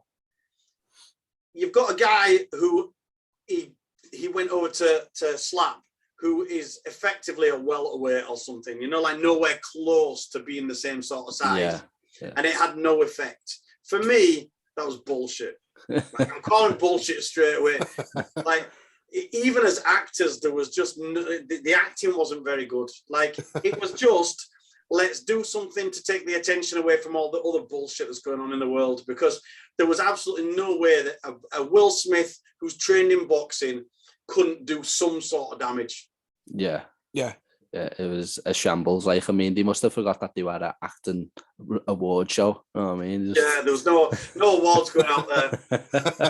And the fact that didn't he win an award as well after it or something? Will Smith, yeah, he won best actor. Well, he won it straight after, didn't it? Like, it's like it was set up for that. But did Chris have to give it to him as well? Yeah. Like, thanks. That would have been funny, wouldn't it? There we go. Yeah, no, that was. No, we were just asking Ian when he wins his Oscar who he's going to slap on stage. Probably me. Yeah, probably Jamie. I'd just like to thank Jamie. I was whacking with the Oscar. Yeah. Well, we actually had a gym. We actually bought some mini Oscars, didn't we, for our gym, Ian? I think mine's still around. He's got it there, yeah. I think it is. So, I think it's probably around here somewhere. I'm not sure. So, I mean, I'm going to say it was around about COVID time, but obviously before COVID, when you could have parties and stuff. We had a party in the old gym, definitely all legal, and we had like the full Real Grappling England team. So there was about 50, 60 people in the gym. The gym didn't really fit that many people either, so it was quite a mad night. And especially right in the middle of in the height of lockdown. Yeah, it was. Yeah. Apparently it was. Apparently. Yeah. So yeah, we had this awards evening, and it was like towards Christmas time. Ended up hiring a stripper. We had some of the guys that wasn't even fighters, that was friends that wanted to fight each other. So we're like, well, we've got a boxing ring and some gloves, so I'll ref. We're all pissed. Let's do it. Mate, absolutely steaming, laughing my head off with two lads that definitely can't fight, trying to fight each other. It's brilliant.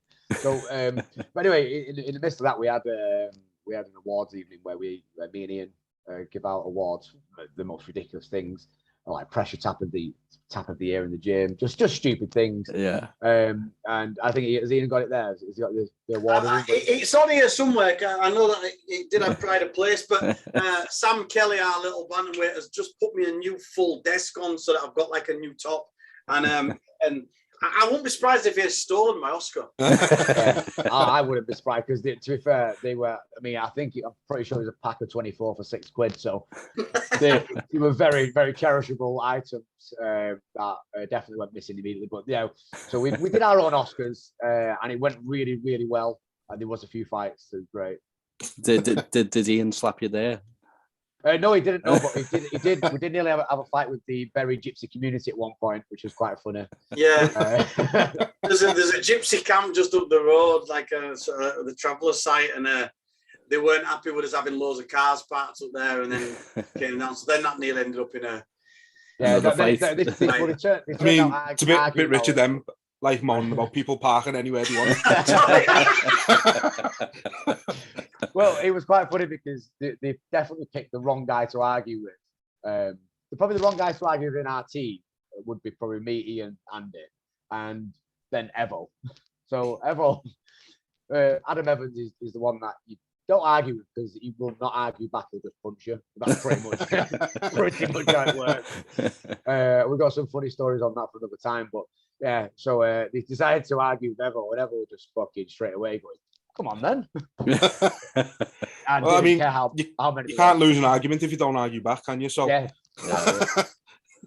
Yeah, but it was a fun night, so that was our own version of the Oscar, wasn't it? Sounds good. Sounds good. Well, look, I think we'll wrap it up there. It's been an absolute pleasure talking to both of you. Really enjoyed having you both on. Jamie, best of luck with the fight on Sunday. Hopefully you come away with that W. And Ian, it's been great talking to you, and can't wait to see you both doing what you do best again very soon.